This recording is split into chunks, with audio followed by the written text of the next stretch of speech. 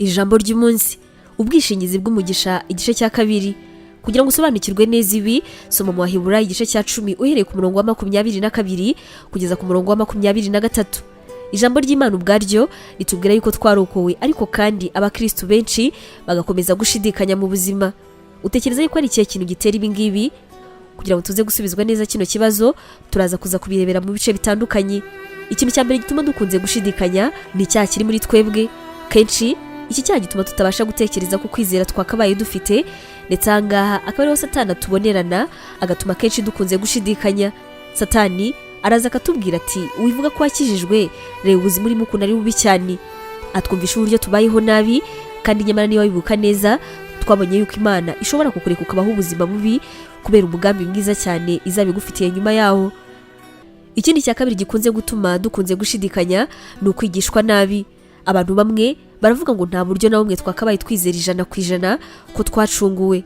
Abandi nabo baravuga ngo hari uburyo rimwe na rimwe dushobora kubura gucungurwa kwacu. Bibiliya ubwayo ivuga yuko dufite ubuzima bw'iteka kandi tukaba twaracunguwe muri Kristo. Ibi ngibi rero nta muntu n'umwe ugomba kubihakana.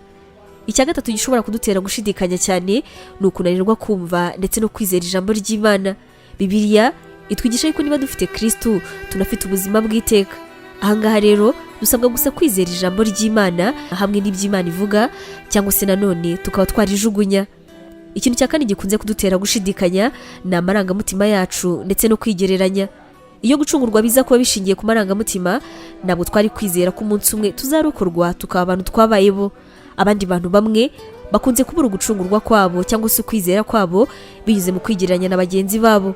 Kubera icyo wigereranya na bagenzi bawe kandi uzi ko waremwe nkawe, utaremwe ngo ubeho nka runaka, vana amaso yawe kuri uyu muntu, tangira urebe Kristo kuva none.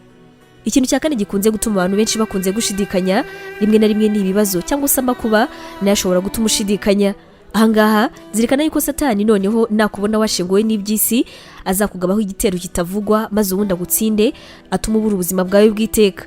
Ukwizera kwacu reka ni kube gushingiye ku byo tunyuramo cyangwa se ibiduhangayikishije, ahubwo kube gushingiye cyane ku ijambo ry'Imana.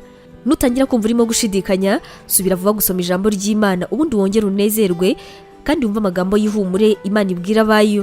Imana iguha umugisha. Ubu butumwa mwabuteguriwe kandi mwabugezwagaho na Nibinije Evangelical Ministries International, ariyo mu magambo ahinnye izwi nka NEMI. Tangirana umunsi wawe n'ibyishimo watewe n'ijambo ry'Imana, ukora subscribe hano kuri NEMI TV.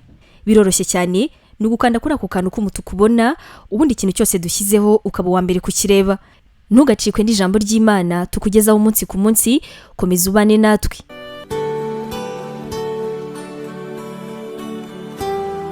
Waba utekereza ko wahamagariwe gukora umurimo w'Imana? Wifuza inyigisho zacu se zisohoka buri munsi zagufasha mu buzima bwawe, cyane cyane zigukomeza mu bibazo? Umva wifuza kwiga ibijyanye na teolojiya, ukamenya ijambo ry'Imana, intwaro yagufasha mu buzima? Duhereye kuri iki kibazo cya nyuma, niba igisubizo cyawe ari yego, ngufitiye inkuru nziza cyane.